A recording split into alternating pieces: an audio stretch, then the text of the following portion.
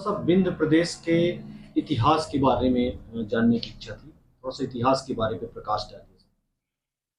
विंध्य प्रदेश के इतिहास जानने के पहले ये बताना आपको आवश्यक है कि रीवा रियासत जो थी वो हिंदुस्तान की पहली रियासत थी जहाँ पर कि जब राजाओं का शासन था तो राजा के हाथ में लेजिस्लेटिव, विधायिका, न्यायपालिका और एग्जीक्यूटिव, जिसको कार्यपालिका कहते हैं, तीनों पावर रहते थे। ये हिंदुस्तान का पहला राज्य था। रीवा बघेलखंड के जो राजा थे, महाराजा वेंकटरमण सिंह के टाइम में शुरू हुआ। फिर गुलाब सिंह जी ने इसको मूर्त रूप दिया और वो मूर्त रूप ये दिया कि जुडिशरी को इससे अलग कर दिया। जुडिशरी राजा के पास नहीं होती, जुडिशरी अलग होती थी। इसलिए हमको ये बताने में आपको खुशी हो रही है कि रीवा राज के ज़माने से यहाँ हाई कोर्ट थी। और ये जो गौर साहब जो थे, जो इलाहाबाद यूनिवर्सिटी के वाइस चांसलर, ये यहाँ के वो रहे हैं इसको बनाने वाले, संविधान के इसको बनाने वाले। और यहाँ पर जस्टिस बहुत बड़े बड़े जो हिंदुस्तान के माने हुए जुडिशरी अफसर थे वो यहाँ रहे। और जब ये फिर 50 के बाद से जब ये विंध्य प्रदेश बना तो मैंने आपको बताया यहाँ चीफ जस्टिस रहे HR कृष्णन, यहाँ पर जो हाई कोर्ट के जज फिर बाद में चीफ जस्टिस हुए। और थिरुमल राव, मैंने आपको बताया, वो गवर्नर थे यहाँ के।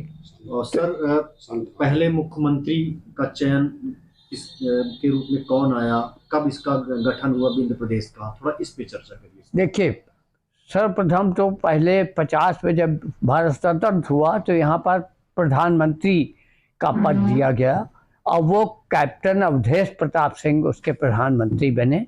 जो बाद में मुख्यमंत्री जो बने गोविंद नारायण सिंह थे, उनके पिता थे, वो अपने को प्रधानमंत्री कहते। और वो कभी कभी मजाक में कहा करते थे कि हिंदुस्तान में कुल 3 प्राइम मिनिस्टर हैं। पहला पंडित जवाहरलाल नेहरू, दूसरा मैं कप्तान अवधेश प्रताप सिंह, और तीसरे मुख्यमंत्री शेख अब्दुल्ला कश्मीर के।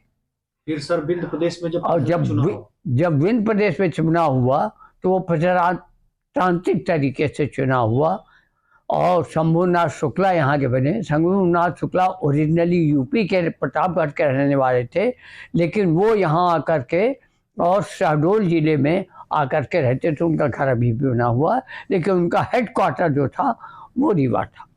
और उस समय जो विंध्य प्रदेश बना उसमें हमने आपको बताया पहले 8 जिले थे। रीवा, सतना, सीधी, शहडोल, पन्ना, छतरपुर, टीकमगढ़ और दतिया, ये 8 जिले थे। इन 8 जिलों के वो मुख्यमंत्री बने। और उसमें मैंने आपको बताया कि गोपाल शरण सिंह जी सतना से, महेंद्र कुमार मानव पन्ना से, यादवेंद्र सिंह जी रीवा से, और एक और कोई था, हमको नाम इसमें विस्मरण हो रहा है। ये 5 मंत्री लोग बने और उन्होंने शासन चलाया 52 से लेकर के 1156 तक।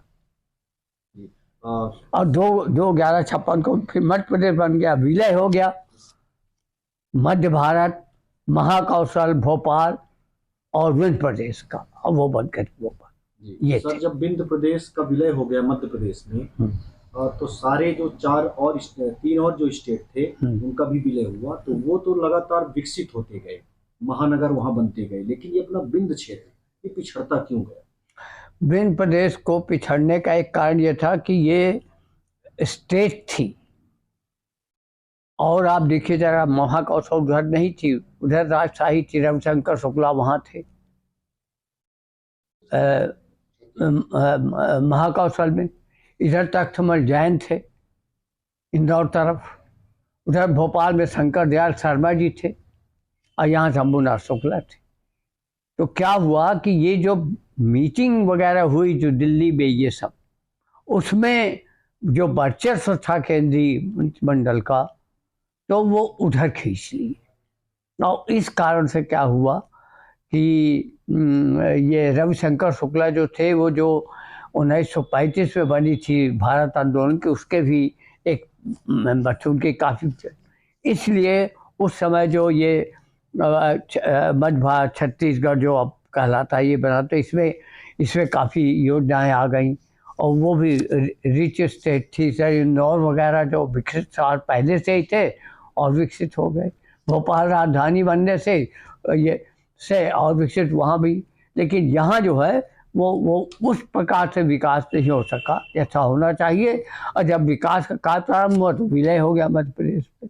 तो एक संभाग रह गया। मैंने बताया आपको कि 8 जिले का, फिर 7 जिले का, फिर 4 जिले का। वर्तमान समय में जो रीवा संभाग है वो 3 जिले का है। तो सर 1956 से लेकर अगर आज की डेट तक देखा जाए तो कोई भी नेता क्या ऐसा नहीं आया जो विंध्य प्रदेश को गौरवान्वित कर सके, आगे बढ़ा सके? देखिए, यहाँ पर ऐसा कोई नेता नहीं आया, मुझको कहने में कोई संकोच नहीं है कि जो नेशनल लेवल तक पहुंच सके, जो नेशनल लेवल तक आ जाए, ऐसा कोई नेता नहीं है। अपने जैसे हम आपको उदाहरण के लिए बताते हैं, शंभुनाथ शुक्ला जी ने काफ़ी प्रयास किया, उनके टाइम में काफ़ी काम भी हुआ, लेकिन वो शुरुआत थी और शुरुआत में A to Z से शुरू करना। लेकिन फिर वो जब नहीं रह गए मुख्यमंत्री, तो फिर वो बन गए आपके द्वारका प्रसाद मिश्रा। द्वारका प्रसाद मिश्रा का पूरा ध्यान जबलपुर की ओर चला गया कि जब बारगेनिंग हुई तो हाईकोर्ट उनको मिल गया द्वारका प्रसाद मिश्रा के कारण, क्योंकि वो जबलपुर के रहने वाले थे। उनका मकान जबलपुर में है, आप लोगों ने देखा भी होगा। ये हुआ, और फिर मैंने बता दिया कि इंदौर में और बहुत से लोग थे। सर बीच में अर्जुन सिंह मुख्यमंत्री बने, विंध्य क्षेत्र से थे। गोविंद नारायण सिंह बने, क्या उन्होंने कोई ऐसी उपलब्धि दी जिससे विंध्य क्षेत्र को गौरव महसूस हो? देखिए, 1967 में कांग्रेस को तोड़ करके राजमाता विजयाराजे सिंधिया ने एक दल बनाया, उस दल का नाम था क्या नाम था पितू? हाँ, संविद सरकार। और उसमें सबसे योग्य थे गोविंद नारायण सिंह जी। और गोविंद नारायण सिंह जी मुख्यमंत्री बने, उन्होंने काफ़ी यहाँ के लिए काम किया, इसमें दो राय नहीं है। विश्वविद्यालय खुला और भी काम हुए, बाल सागर की भी शुरुआत की। लेकिन वो जो मुख्यमंत्री इतनी खींचतान थी, बीजेपी भी उसमें शामिल थी और ये कांग्रेस से गए थे छोड़ करके, और कुछ समाजवादी रहे, तो इस तरह से राजनैतिक खींचतान के कारण वो उतना नहीं कर पाए जितना करना चाहिए था। लेकिन उसके बाद शत्रुघ्न सिंह तिवारी, जब श्यामाचरण शुक्ला मुख्यमंत्री हुए तो शत्रुघ्न सिंह तिवारी बड़े पावरफुल मंत्री थे। उनके टाइम में हमको ये कहने में संकोच नहीं है कि जो आज आप मेडिकल कॉलेज देख रहे हैं उसकी शुरुआत उन्होंने जरूर की, इंजीनियरिंग कॉलेज खुला।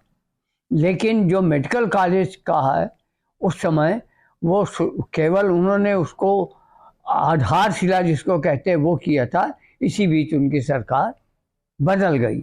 अब जब अर्जुन सिंह जी आ गए तो उन्होंने फिर उसमें उतना ध्यान नहीं दिया रीवा की ओर। और मुझको ये कहने में कोई संकोच नहीं पब्लिकली कि वो जिस पद पे जितने योग्य थे, जितने बुद्धिमान थे, उस अनुसार चाहते तो विंध्य प्रदेश को, सीधी को, शहडोल को, रीवा को, सत्ता को इतना विकसित कर सकते थे। इतने पावरफुल मिनिस्टर थे, इनके कैन में भी थी को चाहे जो कर सकते थे। लेकिन मैं परिस्थिति नहीं जानता है कि किन परिस्थितियों में वो नहीं कर सके, बल्कि उनके बाद जो आए उन्होंने थोड़ा बहुत प्रयास किया। ये श्रीनिवास तिवारी का जिक्र आना जरूरी है विंध्य क्षेत्र में। 2001 में उन्होंने विधानसभा में एक प्रस्ताव भी पारित कराया था विंध्य प्रदेश के लिए। वहां से लेके आज तक लोग कुछ दबी आवाज में ही सही मांग कर रहे हैं, तो अब इस पे क्या कहेंगे? अब देखिए, हम आपको बता दें, केवल श्रीनिवास तिवारी यहाँ के एक ऐसे नेता थे जो आप कह रहे हैं रीवा विंध्य प्रदेश के बारे में सोचते थे और ये बहुत बड़ी बात है कि पूरे विधानसभा में किसी की हिम्मत नहीं थी। पूरे विधानसभा में सर्वसम्मत से प्रस्ताव पारित हुआ था उनके कार्यकाल में, जब सारे विरोधी दल ये सब मिल करके ने कहा था कि विंध्य प्रदेश, उनका ऐसा रुतबा था कि उनके रुतबे के सामने सबको झुकना पड़ा। उन्होंने सर्वसम्मत प्रस्ताव किया और वो प्रस्ताव उन्होंने दिल्ली भेज दिया। अब दिल्ली में अपनी कोई पकड़ न होने के कारण अपने नेताओं की वो क्रियान्वयन नहीं हुआ, नहीं तो उसी समय क्रियान्वयन हो सकता था। उनका बहुत बड़ा योगदान ये जो आप 800 बिस्तर का अस्पताल देख रहे हैं, ये आपको जानकारी होगी ही, मैं बता दे रहा हूँ। सब जगह 600 के बने, रीवा अकेला था जिसको श्रीनिवास तिवारी ने 800 बिस्तर का किया और 800 बिस्तर का उन्होंने घोषणा कर दी। अब मैं अब पब्लिकली ये कहने में थोड़ा संकोच हो रहा, लेकिन मैं कह रहा हूँ कि अर्जुन सिंह जी को ये पसंद नहीं आया तो उनके रहते इन्होंने क्यों घोषणा कर दी, तो वो काम रुक गया।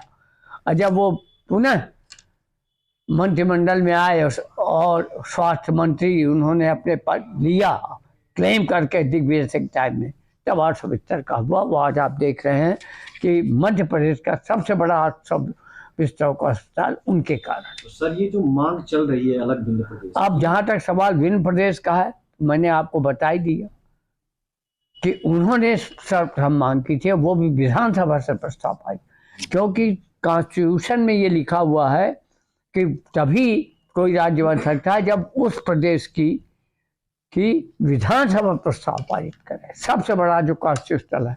अब इसके बाद केवल आपको घोषणा करना है, जैसे वो नहीं हो पा रहा है, क्योंकि वो फिर किसी में कोई ऐसा नेता नहीं आया जो उसको आगे पहल कर सके। सर जो विंध्य प्रदेश की मांग हो रही है, तो क्या विंध्य प्रदेश अलग अपने आप में उतना सामर्थ्य रखता है अलग प्रदेश बनने की?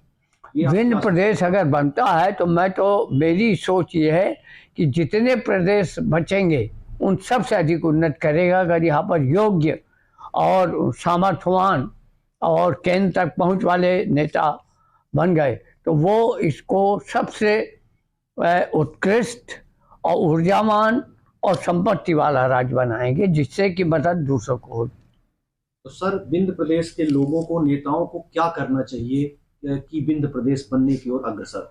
अब देखिए, नेताओं को क्या करना चाहिए, नेताओं को बताने की जरूरत तो नहीं है, लेकिन मेरी जो छोटी सी समझ है उसमें मैं यही कह सकता हूँ कि केवल नेताओं के बयान देने मात्र से या पेपर में दिखने से प्रदेश नहीं बनता। जब तक कि बंद न किया जाए पूरा विंध्य प्रदेश का क्षेत्र, जिसमें सब जिले शामिल हों, दतिया से लेकर के जो पुराना विंध्य प्रदेश था वो सब जिले एक साथ शामिल हों, एक साथ सब जिले उठाए, हर एक जिले में हो, हर एक तहसील में हो, हर एक गांव में जब आंदोलन चलेगा पब्लिक रास्ता रोकेगी और काम नहीं करने देगी। और बिना मने इस तरह के आंदोलन के विंध्य प्रदेश नहीं बनता।